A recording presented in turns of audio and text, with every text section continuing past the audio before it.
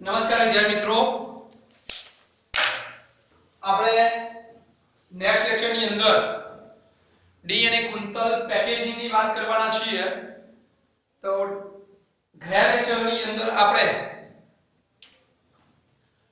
DNA સંશોધન અંગેની કેટલીક માહિતી જોઈ, એના આધારે ડીએનએ ની કેટલીક આપણે ખાસિયતો જોઈ અને છેલ્લો ક્રિક નામનો જે વૈજ્ઞાનિક હતો ફ્રાન્સિસ ક્રિક, જેની પ્રસ્તાવિત પ્રણાલી એટલે સેન્ટ્રલ ડોગમા વિશેની વાત કરી કે ડીએનએ માંથી આરએનએ આરએનએ માંથી પ્રોટીન બનતું હોય છે. ક્યારેક એનાથી ઉલટી દિશામાં પણ કેટલાક વાયરસની અંદર અપવાદરૂપા ઘટના જોવા મળતી હોય છે, જેની અંદરથી આરએનએ માંથી પૂરક ડીએનએ નું નિર્માણ થતું હોય છે.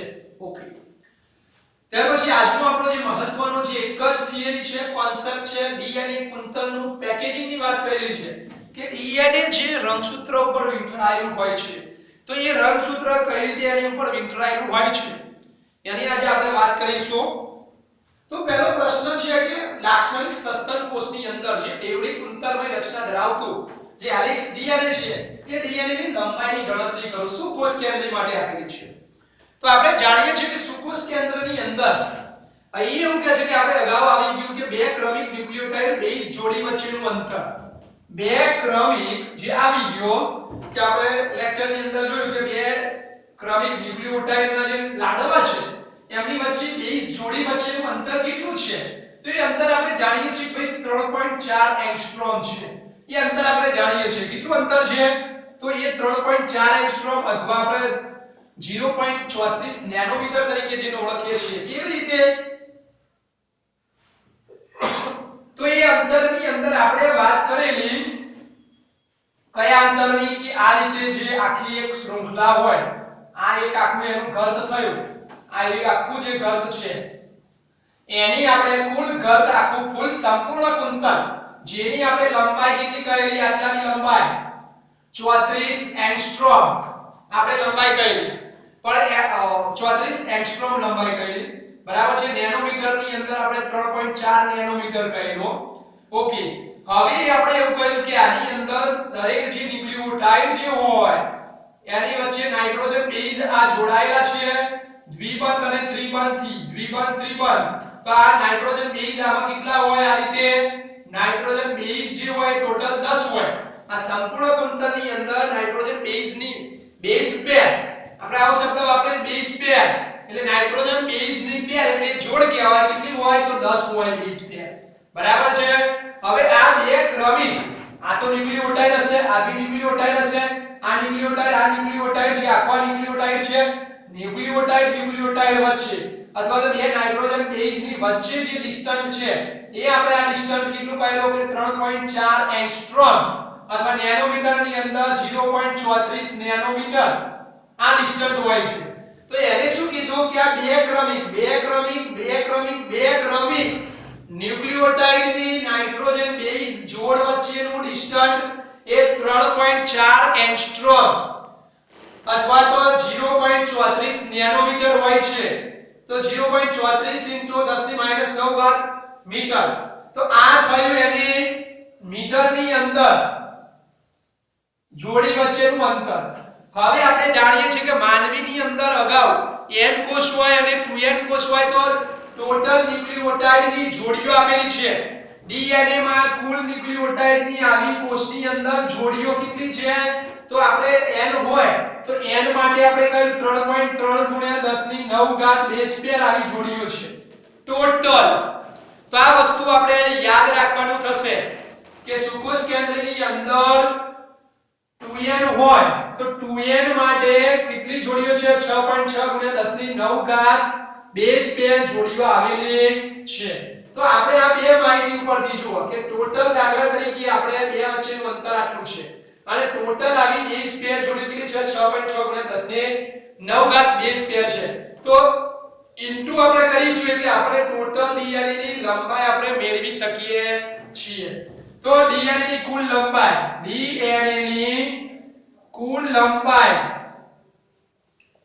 લંબાઈ આપણે શું કરીશું? તો 6.6 * 10⁹ બેઝ પેર ઇન્ટુ 0.34 * 10⁻⁹ મીટર. તો એની અંદરથી આપણે શું કરીશું? આ 10 ની -9 ઘાત પ્લસ એ ઉડી જશે તો 6.6 ગુણ્યા 0.34 તો લગભગ 2.2 મીટર જેટલી થશે એની DNA ની લંબાઈ. તો 2.2 મીટર આ DNA ની કુલ લંબાઈ થઈ કોષની અંદર. સમજો, કોષની અંદર 2.2 મીટર જેટલી DNA ની લંબાઈ થઈ. હવે આ લંબાઈ લંબસમ મીટરની અંદર 2.2 મીટર થઈ. એટલે આપણે જાણીએ છીએ કે 2.2 મીટર એટલે 1 મીટર બરાબર સમથિંગ 3.5 ફૂટ જેવું થાય. લંબસમ 6 ફૂટ જેવું થયું. તો આ 6 ફૂટ જેવું DNA ની લંબાઈ થઈ. DNA ની લંબાઈ કેટલી થઈ કોષની અંદર? એ 6 ફૂટ જેવી DNA ની લંબાઈ થઈ. 2.2 મીટર થઈ, 6 ફૂટ જેવી DNA ની લંબાઈ થઈ. હવે આપણે જાણીએ છીએ કે કોષની અંદર જે કોષ કેન્દ્ર છે એની લંબાઈ તો -10 ની 6 ઘાત મીટર છે. કોષની જે લંબાઈ છે પ્રત્યેક કોષની અંદર વિચારવા જેવી વસ્તુ છે કે આ 6 ફૂટ એટલે આપણી હાઈટ છે, એટલે લંબસમ 6 ફૂટ જેટલી હાઈટ હોય વ્યક્તિની, 5.5 6 ફૂટ જેટલી, તો એટલી લંબાઈનું આખું શું આવેલું છે? DNA આવેલું છે. હવે એ DNA ક્યાં ગોઠવાયેલું છે? તો એવું કહે છે કે કોષ કેન્દ્ર જે હોય, કોષની અંદર જે કોષ કેન્દ્ર છે, કોષ કેન્દ્રની લંબાઈ, કોષ કેન્દ્રની લંબાઈ કેટલી આપેલી છે? 10 ની -6 ઘાત મીટર આપેલી છે. કે કોષ કેન્દ્રની જે લંબાઈ છે એ કેટલી છે? 10 ની -6 ઘાત છે. હવે કોષ કેન્દ્રની લંબાઈ આપેલી છે 10 ની -6 ઘાત એટલે કે 1/1 કરોડ જેવું થયું ને, 1/1 કરોડ, 3 4 5 6, 1/1 કરોડનો જે ભાગ છે એની લંબાઈ છે 1/1 કરોડનો ભાગ કોષ કેન્દ્રનો છે. એટલા નાના ભાગની અંદર 6 ફૂટ જેટલું આખું DNA આવેલું છે. તો સ્વાભાવિક છે કે એ DNA કેવી રીતે આવેલું હોય? તો એ DNA આવેલું હોય કુંચળા સ્વરૂપે DNA ગોઠવાય તો જ એ DNA એની અંદર સમાવેશ થાય છે. જેમ કે આપણે અત્યારે હાલ ઉત્તરાયણ આવશે તો એની અંદર દાખલા કે જે રીલ હોય એનું આપણે એક્ઝામ્પલ લઈશું કે રીલ હોય 5000 વાર કે 2000 વાર અથવા તો ફિરકી હોય તો એ રીલ જે નાનું છે એની ઉપર 5000 વાર દોરી આટલા રીલની અંદર વીંટાળેલી હોય છે. લાંબી કરીશું તેની લંબાઈ ઘણી બધી લંબાઈ થશે, પણ એ નાના પ્લાસ્ટિકના રીલની ઉપર એ વીંટળાયેલી હોય છે. તો એવી જ રીતે અહીંયા કહે છે કે કોષ કેન્દ્રની લંબાઈ 10 ની -6 મીટર છે એટલે 1 કરોડનો ભાગ છે.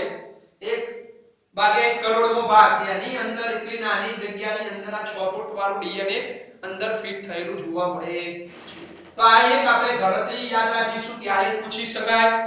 ત્યાર પછી આપણે આયોજન જોઈશું કે ભાઈ આદિકોષ કેન્દ્રી અને સુકોષ કેન્દ્રી વચ્ચેનો ડિફરન્ટ આપેલો છે. તો આવું ને આવું આ સુકોષ કેન્દ્રી માટેનું આપેલું છે. આપણે જાણીએ છીએ કે આદિકોષ કેન્દ્રીની અંદર, આદિકોષ કેન્દ્રી સજીવોની અંદર એટલે ઈ કોલાઈ જે બેક્ટેરિયા હોય તો ઈ કોલાઈ બેક્ટેરિયાની અંદર ન્યુક્લિઓટાઇડની જે બેઝ પેર હોય છે, ન્યુક્લિઓટાઇડની જેમ આપણે કીધું કે ભાઈ DNA માં કુલ ન્યુક્લિઓટાઇડની જોડી તો ઈ કોલાઈમાં કેટલી હોય? 4.6 × 10 ની 6 ઘાત. આદિકોષ કેન્દ્રી ઈ કોલાઈમાં ન્યુક્લિઓટાઇડની બેઝ જોડી કેટલી છે? કે આદિકોષ કેન્દ્રી ઈ કોલાઈ બેક્ટેરિયા જે હોય એની અંદર પણ ન્યુક્લિઓટાઇડની બેઝની કુલ જોડીઓ, ન્યુક્લિઓટાઇડની બેઝની કુલ જોડીઓ કેટલી છે? કુલ જોડીઓ છે આપણે આવી ગયું 4.6 × 10 ની 6 ઘાત કે 4.6 × 10 ની 6 ઘાત એની અંદર બેઝ પેર આવેલી છે, બેઝ પેર આવેલી હોય છે. તો આપણે અંદર ઉમેરી દઈશું તો કે આગળ આવી ગયો. શરૂઆતમાં આપણે DNA ની લંબાઈને આધારે સંખ્યાને આધારે આપણે એ લંબાઈ શોધી શકીએ. એની અંદર આવી ગયો કે ઈ કોલાઈ બેક્ટેરિયા જે હોય એની અંદર ન્યુક્લિઓટાઇડ બેઝની જે જોડીઓ હોય, ન્યુક્લિઓટાઇડ જે હોય બેઝની જોડીઓ 1 2 3 4 એટલે કોષની અંદર 4.6 × 10 ની 6 ઘાત બેઝ પેર જોડીઓ આવેલી હોય છે. અને DNA ની લંબાઈ બી અંદર આપેલી છે ઈ કોલાઈ માટે કે ઈ કોલાઈમાં DNA ની લંબાઈ, ઈ કોલાઈમાં DNA ની લંબાઈ બી આપેલી હશે ડાયરેક્ટ કે એની લંબાઈ છે 1.36 mm જેટલી હોય છે. 1.36 mm જેટલી લંબાઈ એની આપેલી છે. તો આપણે નોંધી દઈશું કે બુકમાં આપેલું છે કે ઈ કોલાઈ આદિ કોષ કેન્દ્ર એટલે ઈ કોલાઈ બેક્ટેરિયાની અંદર ન્યુક્લિયોટાઇડ બેઝની કુલ જોડીઓ આપણે ગણવી હોય તો એવું કહે છે કે કુલ જોડીઓ 4.6 × 10⁶ બેઝ પેર જોડીઓ છે. ઈ કોલાઈમાં ડીએનએ લંબાઈ છે 1.36 mm છે. તો આ પણ 1.36 mm જેટલી લંબાઈ છે. એ પણ આદિ કોષ કેન્દ્રની અંદર એનું જે ડીએનએ હોય એ પણ ગુંચડા રૂપે એની અંદર નાની જગ્યામાં સમાયેલું જોવા મળે છે. હવે આપણે આ ગણતરી પછી આપણે જોઈશું અલગ રીતે કે ભાઈ આદિ કોષ કેન્દ્રની અંદર ગોઠવણી કેવી રીતે છે અને સુકોષ કેન્દ્રની અંદર ડીએનએ ની ગોઠવણી પેકેજિંગ કેવી રીતે છે. તો એ આપણે મુદ્દો જોઈશું. તો આગળ હવે જોઈશું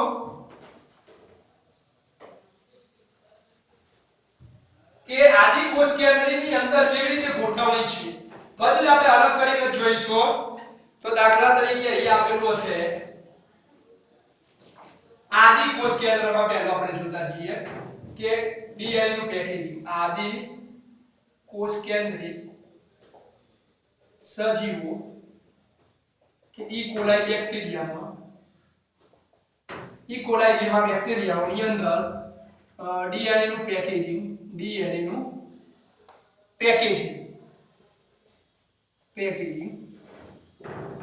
તો હવે અહીંયા એવું કહે છે કે જે આદિ કોષ કેન્દ્રીય જે સજીવો હોય એની અંદર પહેલી તો વસ્તુ કે કોષ કેન્દ્રનો આદિ કોષ કેન્દ્રની અંદર શું હોય કે કોષ કેન્દ્રનો અભાવ હોય.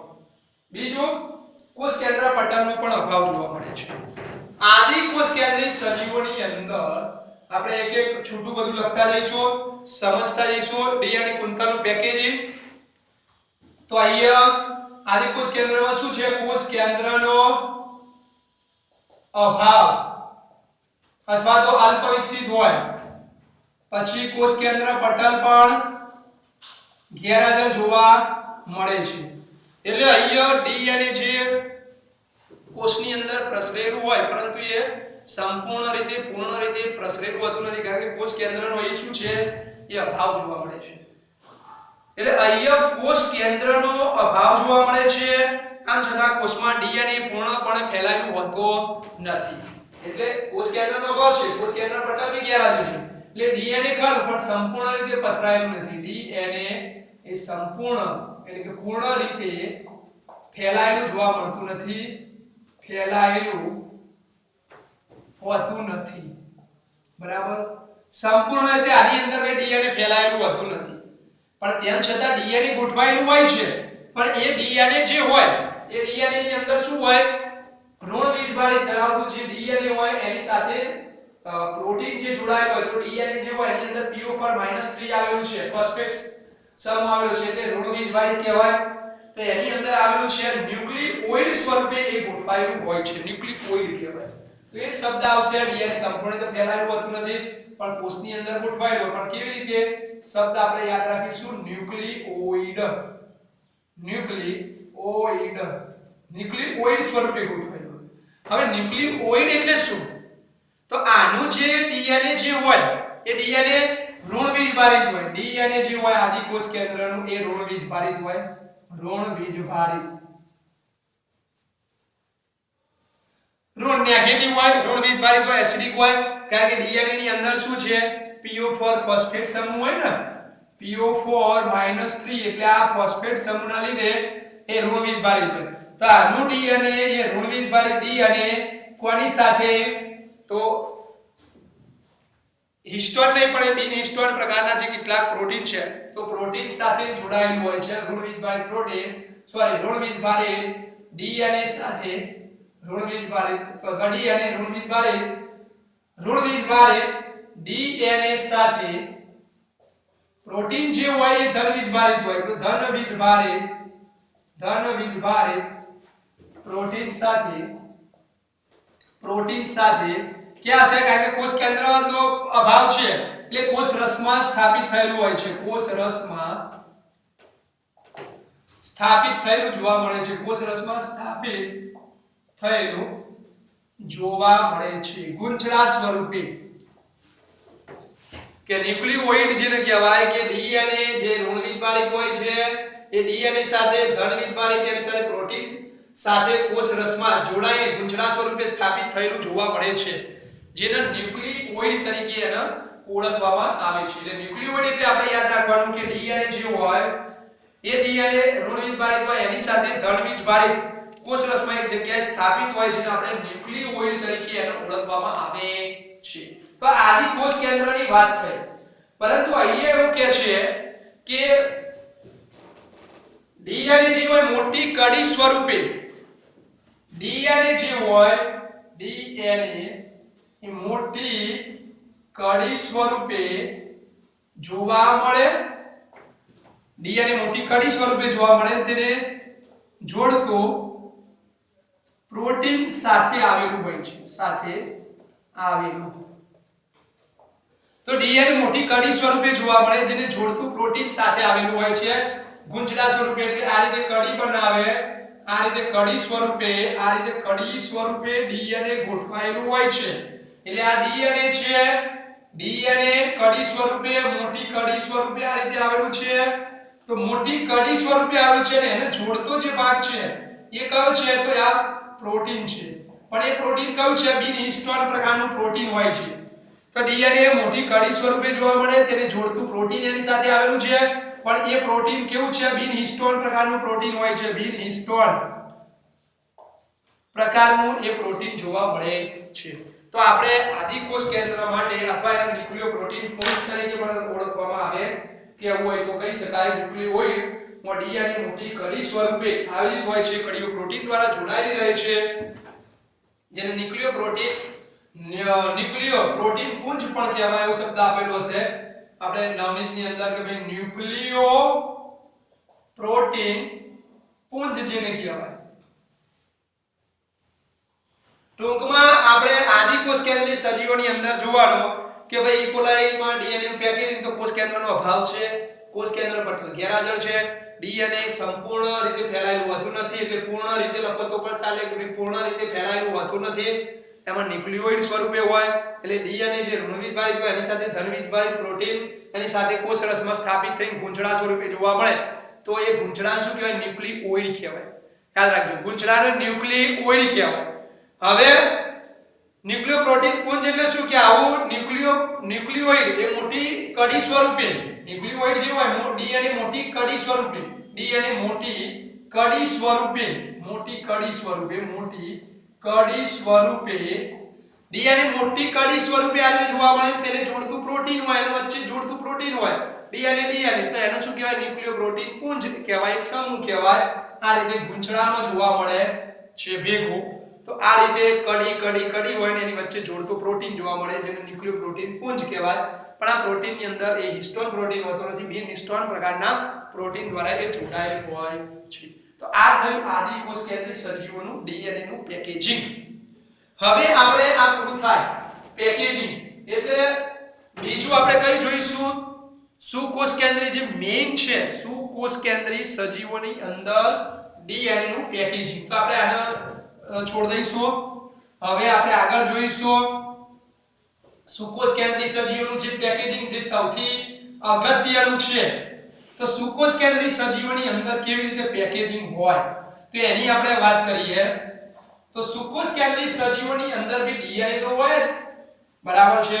તો સુકોષ કેન્દ્રીય સજીવોની અંદર પણ ડીએનએ હોય, પણ જે પ્રોટીન હોય એ અલગ રીતે એની ગોઠવણી થયેલી હોય છે. તો આની અંદર આપણે જોઈ લઈએ સુકોષ કેન્દ્રીય સજીવોની અંદર. તો અહીંયા આપણે સુકોષ કેન્દ્રીય સજીવોમાં જોઈ લઈએ કે ભાઈ સુકોષ કેન્દ્રીય સજીવો એની અંદર ડીએનએ નું સજીવોમાં સુકોષ કેન્દ્રીય સજીવોમાં ડીએનએ નું પેકેજિંગ જોઈ લઈએ. તો અહીં એવું કહે છે કે જે આની અંદર આપણે એવું કીધું કે આની અંદર જનીન દ્રવ્ય જે હોય ડીએનએ નું જટિલ આયોજન હોય એ ડીએનએ નું આયોજન જટિલ રંગસૂત્ર દ્રવ્ય કે રંગસૂત્ર રૂપે જોવા મળે છે. તો અંદર એક વાક્ય હશે કે ડીએનએ નું આમાં આયોજન ખરું પણ કેવું છે? જટિલ. પછી રંગસૂત્ર દ્રવ્ય સ્વરૂપે અને રંગસૂત્ર સ્વરૂપે ગોઠવણી થશે, બરાબર છે. રંગસૂત્ર સ્વરૂપે રંગસૂત્ર દ્રવ્ય અને જટિલ આયોજન સ્વરૂપે ગોઠવાયેલું છે. હવે આની અંદર જે ડીએનએ હોય એની ગોઠવણી જે હોય એની અંદર એ તો ઋણ વીજભારિત જ ધરાવે છે, પણ અહીંયા જે પ્રોટીન જે હોય છે એ પ્રોટીનની આપણે વાત કરીએ તો એ પ્રોટીન હિસ્ટોન પ્રકારનું જે પ્રોટીન હોય, તો અહીંયા આપણે વાત કરીશું હિસ્ટોન પ્રકારના પ્રોટીનની વાત કરીશું કે આની અંદર દાખલા તરીકે ડીએનએ, આપણે ડીએનએ વાત કરીએ તો ડીએનએ તો કેવું છે ફિક્સ ઋણ વીજભારિત ડીએનએ પ્લસ પ્રોટીન ખરું પણ કયું છે હિસ્ટોન પ્રોટીન છે, હિસ્ટોન પ્રોટીન જોડાયેલું છે।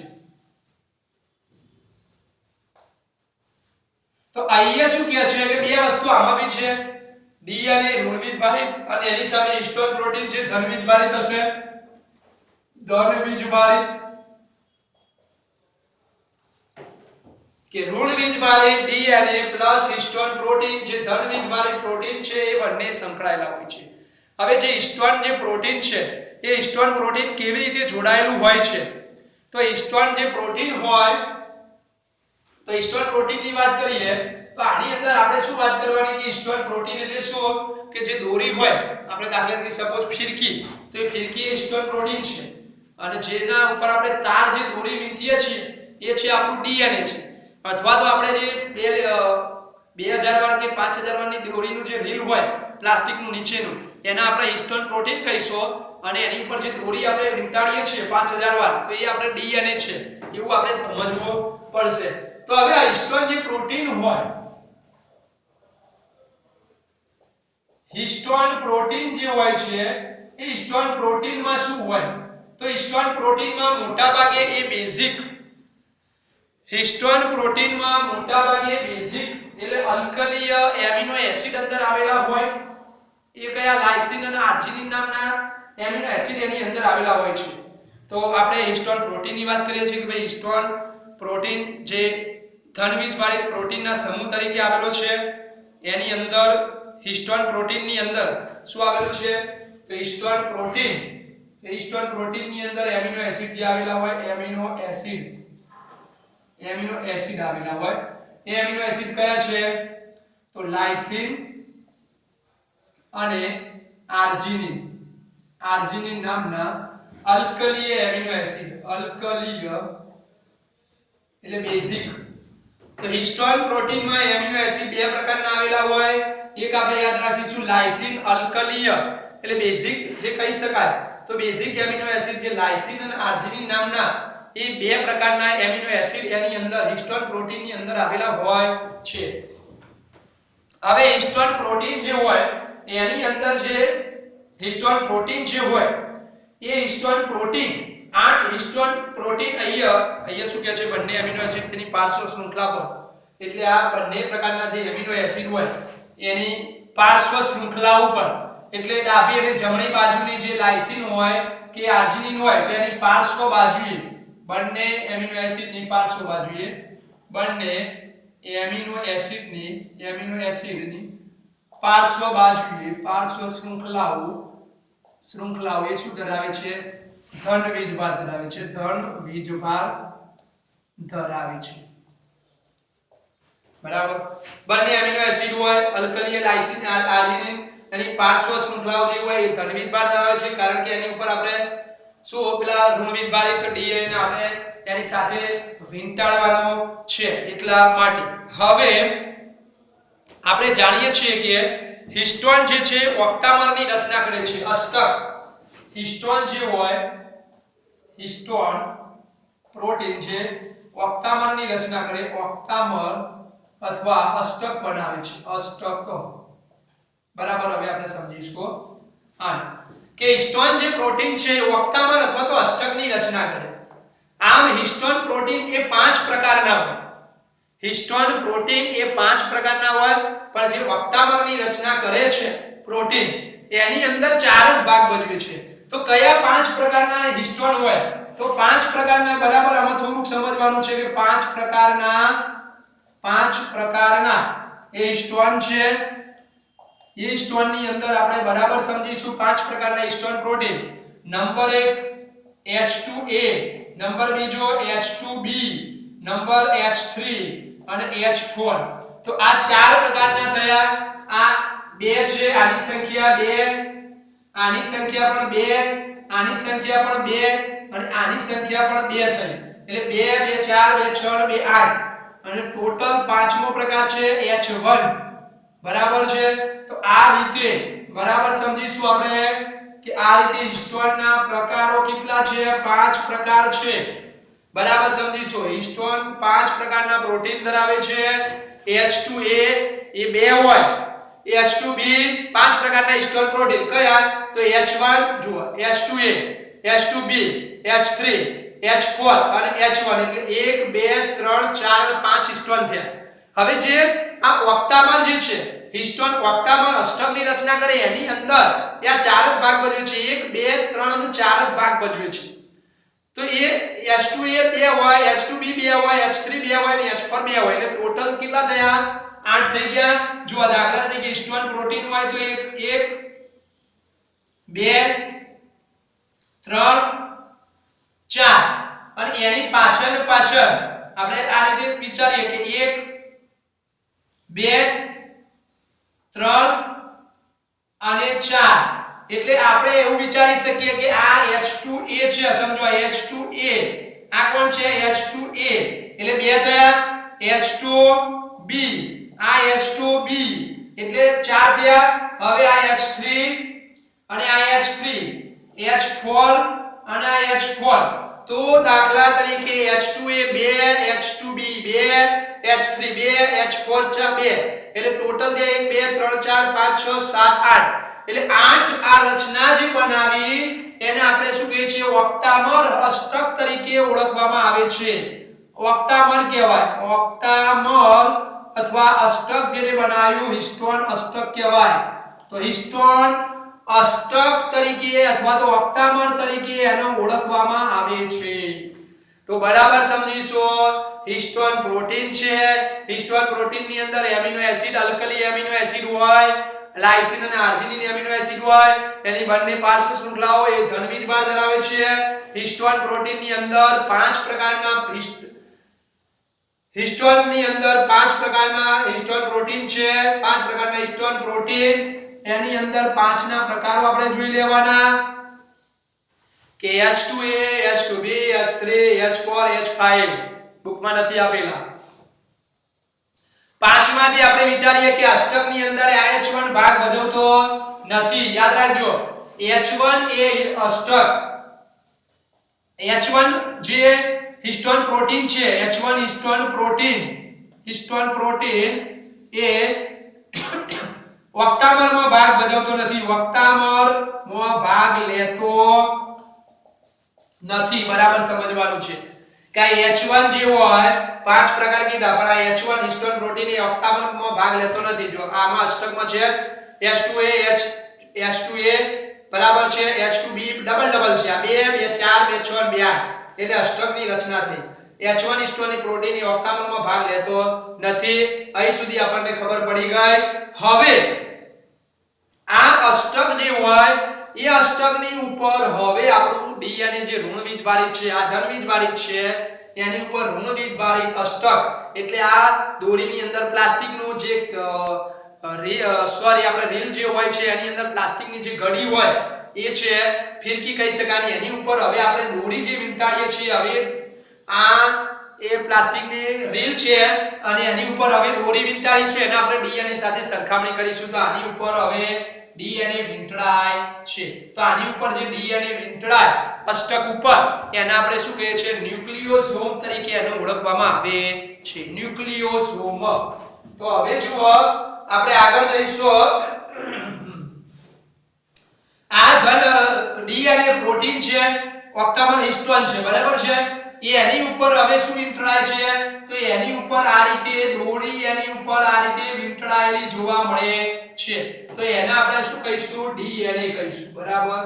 તો આ DNA જે દોરી સ્વરૂપે એ આ DNA ઋણ વીજભારિત DNA એ ઓક્ટામર અષ્ટક હિસ્ટોન પ્રોટીન ઉપર આ રીતે વીંટળાય છે અને વીંટળાઈને બનતી જે રચના હોય જેને આપણે ન્યુક્લિયોસોમ તરીકે ઓળખીએ છીએ।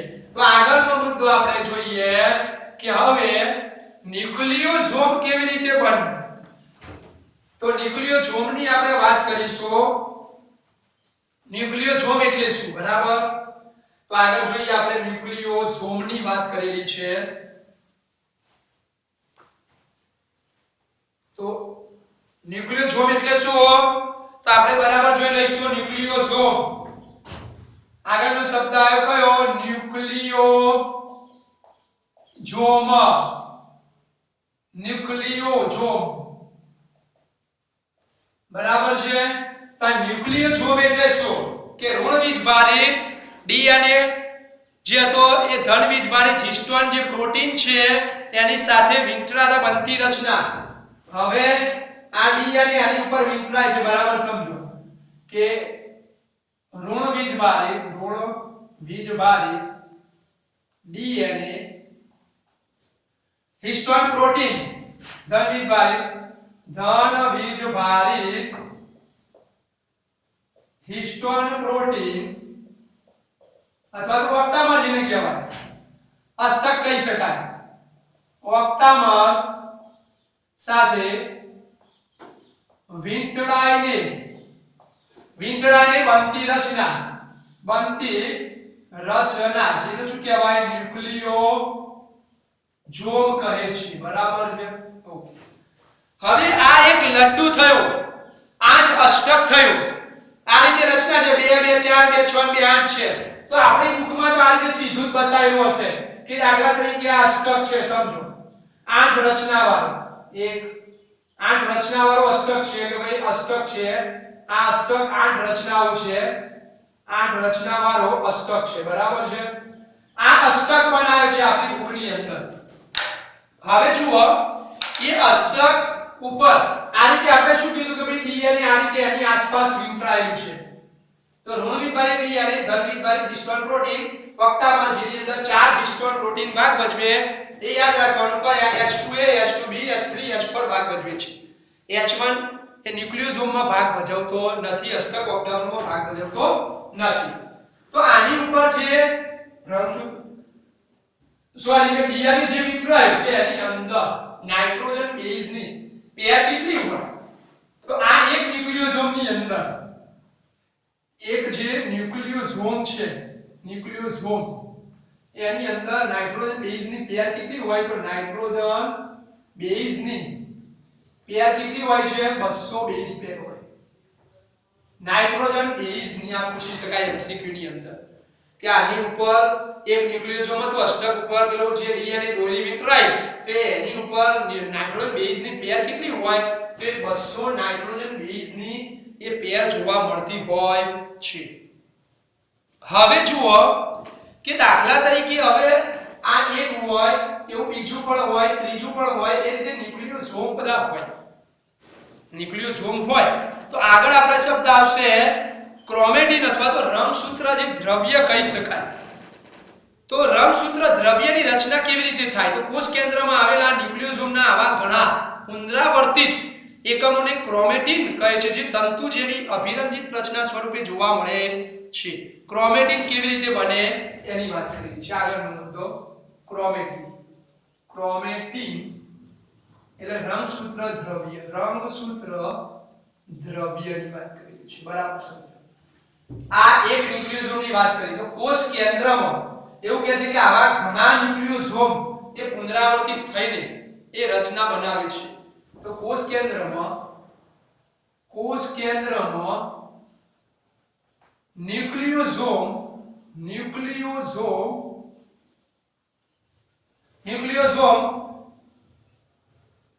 પુનરાવર્તિત થઈને કોષ કેન્દ્રમાં ન્યુક્લિયોઝોમ ઘણા બધા પુનરાવર્તિત થાય છે. પુનરાવર્તિત થઈને કે કોષ કેન્દ્રમાં ન્યુક્લિયોઝોમ એ ઘણા બધા આ રીતે ગોઠવાયેલા છે. પુનરાવર્તિત થઈને એકમોને શું કહે છે? ક્રોમેટિન બનાવે છે. ક્રોમેટિન રંગસૂત્ર દ્રવ્ય બનાવે છે. બરાબર છે. તો મતલબ આવા સમજો કે આવા અષ્ટક ઘણા બધા છે. બીજું અષ્ટક સમજો, આ બીજું અષ્ટક, આ ત્રીજું અષ્ટક. તો એની ઉપર આ અષ્ટક ઓક્ટામર છે, 8 જ છે. આ રીતે પછી પાછું આની ઉપર બી ગોઠવાયેલું છે, આની ઉપર બી ગોઠવાયેલું છે. તો આ ન્યુક્લિયોઝોમ આ બધા ઘણા બધા એકમો ઉપર ડીએનએ એ શું છે? એ પુનરાય થઈને એકમ સ્વરૂપે ગોઠવાયેલું હોય છે એટલે રંગસૂત્ર દ્રવ્ય અથવા ક્રોમેટિન દ્રવ્ય કહેવાય.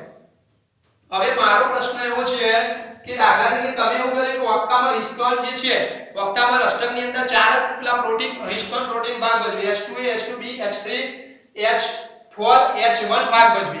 તો આ જે જગ્યાએ આ બે ન્યુક્લિયોસોમ હોય આ ન્યુક્લિયોસોમ છે ને આ ન્યુક્લિયોસોમ આ બી ન્યુક્લિયોસોમ છે ન્યુક્લિયોસોમ આ બી ન્યુક્લિયોસોમ છે બરાબર ન્યુક્લિયોસોમ. તો એની વચ્ચે આ ન્યુક્લિયોસોમની વચ્ચે જે આ ડીએનએ છે આ ડીએનએ જે હોય બે ન્યુક્લિયોસોમની વચ્ચે જે ડીએનએ હોય એ ડીએનએ ને શું કહેવાય લિંકર ડીએનએ કહેવાય લિંકર ડીએનએ કહેવાય. આપણે બુકમાં નથી આપેલું આ એક્સ્ટ્રા આપણે જોઈએ છીએ કે બે ન્યુક્લિયોસોમ જે હોય એ બે ન્યુક્લિયોસોમની વચ્ચે જે ડીએનએ હોય એને લિંકર ડીએનએ કહેવાય. અને આ ડીએનએ ઉપર જે પ્રોટીન જોડાયેલું હોય બરાબર સમજો કે આ લિંકર ડીએનએ ઉપર જે પ્રોટીન જોડાયેલું હોય એ પ્રોટીન શું કહેવાય H1 હિસ્ટોન પ્રોટીન કહે છે. તો આપણને કાર્ય ખ્યાલ આવી ગયો કે H1 હિસ્ટોન પ્રોટીન જે હતું એ કોઈ જગ્યાએ નથી. આપણે કીધું કે ઓક્ટામરની રચના કરે હિસ્ટોન પ્રોટીન 8 દડા ભેગા થાય પણ એ ચાર પ્રકારના H2A 2 H2B 2 H3 અને H4 2 એમ કરીને 8 હિસ્ટોન ઓક્ટામર બનાવે. પણ આ ન્યુક્લિયોસોમ બનાવે ન્યુક્લિયોસોમની વચ્ચે જે ડીએનએ હોય જોઈન્ટ થતું એને લિંકર ડીએનએ કહેવાય. અને એ લિંકર ડીએનએ ઉપર જે આવેલું પ્રોટીન હોય એને H1 હિસ્ટોન તરીકે ઓળખવામાં આવે છે. બુકની અંદર આકૃતિમાં કદાચ બતાવેલું હશે જુઓ H1 હિસ્ટોન બતાવેલું છે પણ કે આ યાદ રાખવાનું કે જે બે ન્યુક્લિયોસોમ હોય એને જોડતો જે હોય ત્યાં આ H1 હિસ્ટોન પ્રોટીન આવેલું હોય છે. હવે આ ઇલેક્ટ્રોન માઇક્રોસ્કોપની અંદર આ રચના જોઈએ તો કેવી દેખાશે કે મણકાવાળી જે દોરી હોય દોરીમાં મણકા જે ગોઠવાયેલા હોય છે પરોવેલા એવી રચના દેખાય છે. કે ક્રોમેટિન રંગસૂત્ર દ્રવ્ય સ્વરૂપે હોય તો આ રીતે ન્યુક્લિયોસોમ આગળ શબ્દ લેવો હોય તો આને આપણે ન્યુક્લિયોસોમ ભેગા થઈને સોલેનોઇડ સ્વરૂપ બનાવે. ન્યુક્લિયોસોમ ભેગા થાય એટલે કયું સ્વરૂપ બને સોલેનોઇડ સ્વરૂપ બને સોલેનોઇડ સ્વરૂપ કહેવાય. પણ એ આપણા સિલેબસમાં નથી કે ન્યુક્લિયોસોમ જ્યારે ભેગા થાય ત્યારે આ ન્યુક્લિયોસોમ 1 2 3 4 ઘણા બધા ન્યુક્લિયોસોમ ભેગા થાય એટલે એને સોલેનોઇડ સ્વરૂપ કહેવાય. જેને આપણે એ સારી રચના કરે છે સોલિડ સ્વરૂપ શું બનાવે રંગસૂત્ર દ્રવ્ય પાંચડે તંતુ બનાવે રંગસૂત્ર દ્રવ્ય બનાવે ક્રોમેટિનની એ રચના કરે છે. ક્રોમેટિન પછી આપણે જઈશું જુઓ કે ઇલેક્ટ્રોન માઇક્રોસ્કોપમાં ન્યુક્લિયોસોમ દોરીમાં પરોવેલા મણકા જેવા દેખાય છે. કે દોરીમાં જે મણકા પરોવેલા હોય કે દોરી હોય એની ઉપર જે મણકા હોય એ મણકા જેવી રચના દેખાય. હિસ્ટોન પ્રોટીન હોય મણકા જેવી રચના દેખાય એની ઉપર ડીએનએ દોરી વીંટળાયેલી હોય એવું લાગે. હવે એમાંથી શું બને છે રંગસૂત્ર કેવી રીતે બને ક્રોમોસોમ કેવી રીતે બને. હવે એની ઉપરથી રંગસૂત્ર કેવી રીતે બને રંગસૂત્ર ક્રોમોસોમ કેવી રીતે બને. તો આ વધુ ઘટ થાય એની ઉપર વધારે આટા મારીએ છીએ ત્યારે એ ઘટ લાગે. આ દાખલા તરીકે છે ન્યુક્લિયોસોમ ઘણા બધા આ રીતે હોય અને સોલિડ સ્વરૂપ બન્યું તંતુયું. હવે એની ઉપર હજુ વધારે ડીએનએ વીંટળાય તો શું બનશે જેમ આપણે ચરખો હોય અને દોરી વીંટાળીએ છીએ આછી વીંટાળીએ અને પછી એની ઉપર જ એના એ જ આપણે એની ઉપર વીંટળાઈએ છીએ તો એક ઘટ બનવાની છે રચના. તો અહીંયા બસ એવું કહે છે કે ન્યુક્લિયોસોમ વધુ સંગઠિત થઈ ક્રોમેટિન તંતુ રચે છે. ન્યુક્લિયોસોમ વધુ ઘટ થઈ ન્યુક્લિયોસોમ વધુ સંગઠિત થઈ એ શું રંગસૂત્ર શું બનાવે છે થઈ ક્રોમેટિન તંતુ રચે છે. ક્રોમેટિન અથવા રંગસૂત્ર તંતુ રચે છે. એટલે ન્યુક્લિયોસોમ જે હોય મણકા જે હોય વધુ સંગઠિત થાય. ન્યુક્લિયોસોમ એટલે આપણે કહી શકીએ એના આપણે મણકા સાથે કમ્પેરિઝન કરીએ કે ન્યુક્લિયોસોમ મણકા જે વધુ સંગઠિત થઈને બધા ઘણા બધા આવા મણકા ભેગા થશે ને એની ઉપર રંગસૂત્રની દોરી વીંટળાતી જશે તો સંગઠિત થઈ રંગસૂત્ર એ તંતુ જેવી રચના બનાવે છે. હવે આપણે આવી રચના ક્યારે જોઈ શકીએ જે વધારે સ્પષ્ટ તો ભાજનાવસ્થા દરમિયાન કોષ વિભાજન દરમિયાન આ રંગસૂત્રને સ્પષ્ટ ક્યારે જોઈ શકીએ છીએ? એવું લખેલું હશે ભાઈ કોષ વિભાજન દરમિયાન કઈ અવસ્થાએ? તો જે ભાજના અવસ્થા હોય એ ભાજના અવસ્થાએ એને આપણે વધુ સ્પષ્ટ રીતે જોઈ શકાય છે કે દાખલા તરીકે જો આપણે શું વાત કરીએ સુકોષ કેન્દ્રીય સજીવોની અંદર કે હિસ્ટોન પ્રોટીન હતા, ઓક્ટોમર હતા, ઓક્ટામરની ઉપર 4 પ્રકારના પ્રોટીનનો ભાગ ભજવ્યા, એની ઉપર જે રંગસૂત્ર ડીએનએ વિંટરાયું એટલે શું બન્યું? ક્રોમેટિન દ્રવ્ય બન્યું ઘણા બધા, અને એમાંથી ભેગા થઈને સોલિનોઇડ સ્વરૂપ બનાવ્યું. દોરીમાં પડેલા મણકા જેવું લાગે છે, એની ઉપર હજુ પણ વિંટરાય કરે છે એટલે ન્યુક્લિયસનો વધુ સંગઠિત થઈ રચના રંગસૂત્ર તંતુ જેવી રચના બની. આ રચના ભાજના અવસ્થા દરમિયાન આપણે જ્યારે કોષ વિભાજન થતું હોય ત્યારે આ રચના વધારે સ્પષ્ટ રીતે આપણે જોઈ શકીએ છીએ. હવે અહીં એવું કહે છે કે હિસ્ટોન પ્રોટીન તો ભાગ ભજવે છે, તો એની સાથે કેટલીકવાર આ ડીએનએ સાથે હિસ્ટોન પ્રોટીન સિવાય કેટલાક નોન હિસ્ટોન પ્રોટીન પણ ક્યારેક સંકળાતા હોય છે ઉચ્ચ કક્ષાના સજીવોની અંદર. તો એ અપવાદરૂપ આપેલું છે કે નોન હિસ્ટોન ક્રોમોઝોમલ પ્રોટીન પણ કેટલીકવાર સંકળાતા હોય છે. કોની અંદર? NHC લખેલું છે, NHC એટલે નોન હિસ્ટોન ક્રોમોઝોમલ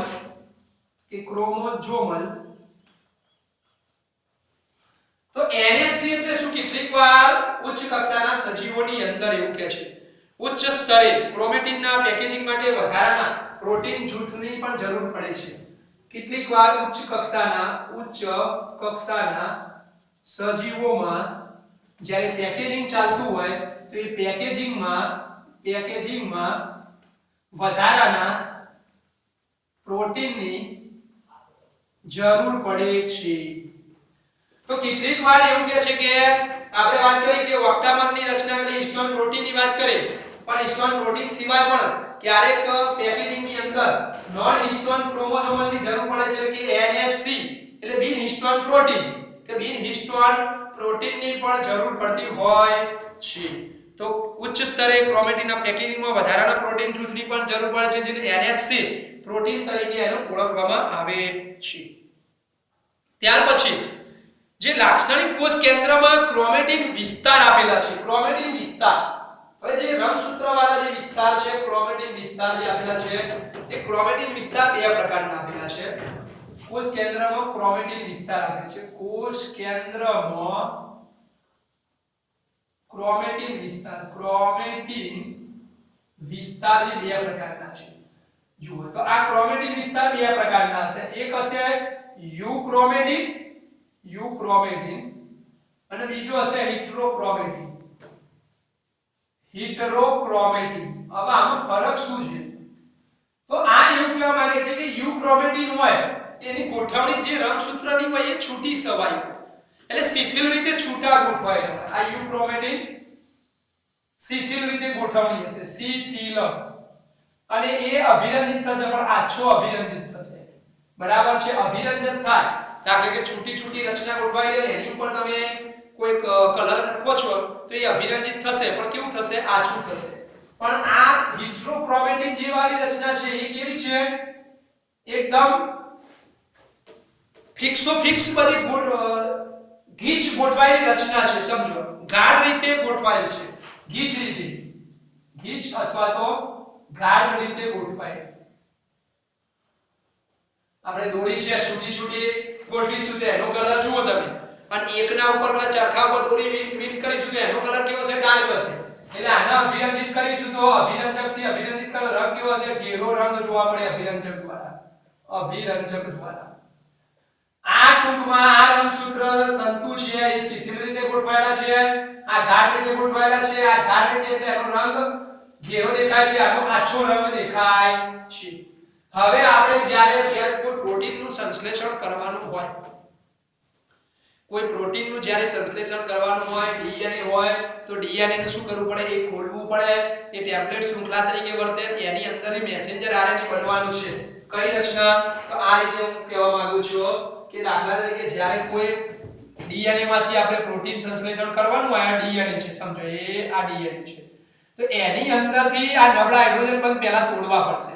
તો આખી આ નબળા હાઇડ્રોજન બંધવાળી ચેન તૂટી જાય સમજો અને આ રીતે ખોલવું પડે આ રીતે આપણે એને ખોલી નાખ્યું આ એક ભાગને ખોલી નાખ્યું હવે આ જે ભાગ હતો આખા નબળા હાઇડ્રોજન બંધ તૂટી ગયા તૂટ્યા પછી નબળા હાઇડ્રોજન બંધ તૂટ્યા અને આ એક ટેમ્પલેટ તરીકે વર્તે બીબા તરીકે આપણે નથી કહેતા કે કોઈ ડાય હોય અને એમાંથી કોપી કરવાની હોય તો આ ટેમ્પલેટ શૃંખલા કહેવાય ડીએનએ ની શું કહેવાય ટેમ્પલેટ ડીએનએ કહેવાય આ ટેમ્પલેટ ચેન કહેવાય આ ટેમ્પલેટ ચેન થઈ ખુલ્લી થઈ ગઈ ખોલી નાખી ઉત્સેચક વડે તોડી નબળા હાઇડ્રોજન બંધ તોડી નાખ્યું અને હવે એમાંથી આપણે પ્રોટીન બનાવવા માટે એની ઉપરથી પૂરક આપણે શું કરીશું આની ઉપરથી જે ન્યુક્લિયોટાઇડ જે આવેલા હોય બરાબર એની કોપી થશે આની ઉપર મેસેન્જર આરએનએ ઉપર પૂરક મેસેન્જર આરએનએ ઉપર એની શું થાય મેસેન્જર આરએનએ ઉપર આની પૂરક કે ભાઈ એટી ટી એ સી તો જી તો સી થાય એની પૂરક કોપી થાય તો આ કોપી કરવા માટે અને ટેમ્પલેટ શૃંખલા તરીકે વર્તવા માટે પછી આ મેસેન્જર આરએનએ કોષ કેન્દ્રમાં જાય ને એમાંથી પ્રોટીનનું નિર્માણ કરવાનું છે તો એ કરવા માટે અહીંયા ડીએનએ જે હોય એને તોડવો પડે નબળા હાઇડ્રોજન બંધને તો એ તોડવા માટે જે પણ ઉત્સેચકો ત્યાં જોડાય છે એ જોડવા માટે અહીંયા એવું કહે છે કે આનું રંગસૂત્ર દ્રવ્ય જો શિથિલ હોય છૂટું હોય તો એમાં ઉત્સેચક સરળતાથી જોઈન્ટ થઈ શકે ડીએનએ માંથી મેસેન્જર આરએનએ નું નિર્માણ આપણે આ રીતે કરી શકીએ એટલે પ્રત્યાંકન કરવું હોય તો આનું સરળતાથી થાય જે ખુલ્લું હોય પણ ગીચો ગીચ ગોઠવાય તો ત્યાં ઉત્સેચક જોડાતું નથી મારો કહેવાનો મતલબ એક જ છે કે આ શિથિલ રીતે યુક્રોમેટિન ગોઠવાયેલું છે એટલે આ પ્રત્યાંકન માટે સક્રિય કહેવાય પ્રત્યાંકન માટે કેવું છે સક્રિય ખ્યાલ આવ્યો કારણ કે ડીએનએ છૂટું છે એટલે એમાં પણ ઉત્સેચક સરળતાથી જોઈન્ટ થઈ જશે અને કટ કરીને એમાંથી મેસેન્જર આરએનએ પર માહિતી મેળવી લેશે ખ્યાલ આવે છે આ છૂટું પાડ ટેમ્પલેટ શૃંખલા તરીકે વર્તી ડીએનએ માંથી મેસેન્જર આરએનએ કોપી થાય તો ડીએનએ માંથી મેસેન્જર આરએનએ બનવાની જે ઘટના હોય જેને શું કહેવાય પ્રત્યાંકન ટ્રાન્સક્રિપ્શન કહેવાય તો એ ખુલ્લામાં થશે યુક્રોમેટિન ખુલ્લું છે શિથિલ એટલે પ્રત્યાંકન માટે આ સક્રિય છે પણ આ યુક્રોમેટિન એ ગાઢ રીતે ભેગું બધું ગોઠવાયેલું છે તો એમાં એ ઉત્સેચકનું જોડાવ થોડું અઘરું થશે એટલે એ પ્રત્યાંકન માટે આ વસ્તુ કેવી છે પ્રત્યાંકન માટે આ કેવું છે નિષ્ક્રિય છે એવું કહી શકાય તો આટલા આપણે શું કરીએ છીએ થિયરી આપણે પૂરી કરીએ છીએ ઓકે હવે આપણે બધી જ માહિતી જોઈ લીધી એકવાર આપણે રિપીટ પણ કરી લઈએ માહિતીના સુકોષ કેન્દ્રીય સજીવોમાં ડીએનએ નું પેકેજિંગ ની વાત કરી તો એની અંદર ડીએનએ જટિલ છે રંગસૂત્ર દ્રવ્ય બનશે રંગસૂત્ર સ્વરૂપે ગોઠવાશે ડીએનએ કેવો છે ઋણવિધ ભારિત છે એની સાથે ધનવિધ ભારિત હિસ્ટોન પ્રોટીન જોડાય છે હિસ્ટોન પ્રોટીનની થોડી ખાસિયતો આપેલી છે કે હિસ્ટોન પ્રોટીનમાં એમિનો એસિડ જે આવેલા છે આલ્કલી માધ્યમ ધરાવતા એમિનો એસિડ લાઇસિન અને આર્જિનિન આવેલા હોય છે આવા જે એમિનો એસિડ હોય એની પાર્શ્વ શૃંખલાઓ એ ધનવિધ ભારિત ધરાવે છે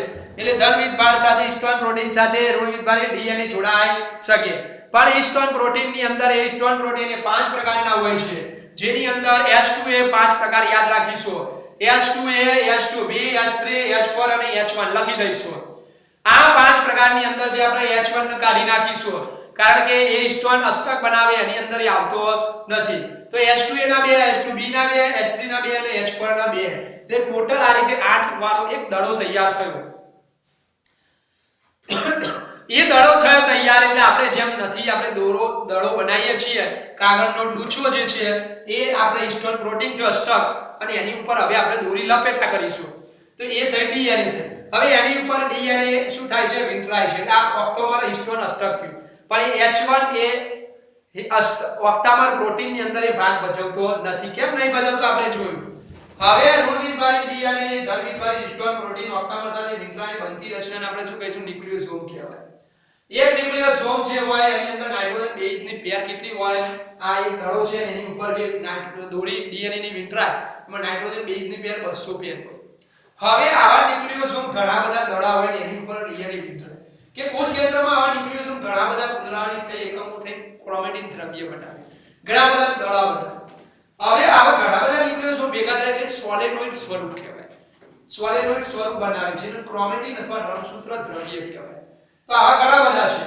તો એ ન્યુક્લિયોસોમની વચ્ચે જે ડીએનએ આવેલું હોય આ ન્યુક્લિયોસોમનો દડો એની વચ્ચે જે દોરી હોય એ દોરીને શું કહેવાય લિંકર ડીએનએ કહેવાય લિંકર ડીએનએ કહેવાય અને એ લિંકર ડીએનએ ઉપર જે આવેલું પ્રોટીન હોય એ કયું છે ન્યુક્લિયોસોમ 2 હોય અને એની ઉપર વચ્ચે દોરી અને દોરી ઉપર જે પ્રોટીન આવેલું હોય એ H1 પ્રોટીન હોય એ જોડે ન્યુક્લિયોસોમને જોડતો જે લિંકર ડીએનએ એની ઉપર આવેલું હોય હવે એ ન્યુક્લિયોસોમ વધુ સંગઠિત થશે એની ઉપર વધુ ડીએનએ ઇન્ટરાટ પર જશે એટલે ઘટ બનશે જેને રંગસૂત્ર તંતુ જેવી રચના બને છે આ રચના આપણે ભાજનાવસ્થા દરમિયાન દેખવી હોય તો રંગસૂત્રની અવસ્થા સ્પષ્ટ જોઈ શકાય છે હવે ઉચ્ચ કક્ષાના સજીવોમાં ઘણીવાર હિસ્ટોન પ્રોટીન સિવાય નોન હિસ્ટોન પ્રોટીન પણ સંકળાય છે એટલે NHC નોન હિસ્ટોન ક્રોમોસોમલ એ પેકેજિંગની અંદર વધારાના પ્રોટીનની પણ ક્યારેક જરૂર પડતી હોય છે ત્યાર પછી કોષ કેન્દ્રમાં ક્રોમેટિન વિસ્તાર આપેલો છે તો જે યુક્રોમેટિન વિસ્તાર હોય જેની અંદર રંગસૂત્ર દ્રવ્ય તંતુ જે હોય એ કેવા છે છૂટા છવાયા હોય શિથિલ રીતે ગોઠવાયેલા એટલે એને કલર કરીશું તો કલર કેવો લાગશે અભિરંજકો દ્વારા એ આછું લાગશે આ હિસ્ટોક્રોમેટિન જે ગીચ ગાઢ રીતે રંગસૂત્ર ગોઠવાયેલા હોય તો એનો કલર થોડો ડાર્ક લાગે ઘેરો લાગે હવે છૂટા હોય એટલે ત્યાં ડીએનએ માંથી મેસેન્જર આરએનએ બનાવવો હોય કોપી કરવી હોય તો ત્યાં શું કરવું પડે ડીએનએ ની ડબલ ચેન હોય એમાંથી આપણે એવું કીધું કે ડબલ ચેન ડીએનએ ની હોય તો એમાંથી તોડવી પડે નબળા હાઇડ્રોજન તૂટશે એક ચેન ખુલ્લી કરવી પડે આ ટેમ્પલેટ ડીએનએ કહેવાય આની કોપી પૂરક કોપી મેસેન્જર આરએનએ ઉપર આપણે કોપી કરવાની છે અને તો આની ઉપર આ કોપી થશે તો એક કોપી થશે એ કોપી કરવી હોય તો આપણે શિથિલ જો પેલું એ હોય સો રંગસૂત્ર તંતુ શિથિલ હોય તો એના ઉપર સરળતાથી થશે એટલે આ પ્રત્યાંકન માટે સક્રિય છે પણ આ ગાઢ રીતે ગોઠવાયેલ છે સ્પેસ નથી ઉત્સેચકને જોઈન્ટ થવા માટે એટલે પ્રત્યાંકન માટે ઇન્ટ્રોક્રોમેટિનને નિષ્ક્રિય કહી શકાય તો આટલા આપણે મુદ્દા યાદ રાખીશું ડીએનએ પેકેજિંગ વિશે તો આટલા આપણે અટકીશું ઓકે થેન્ક યુ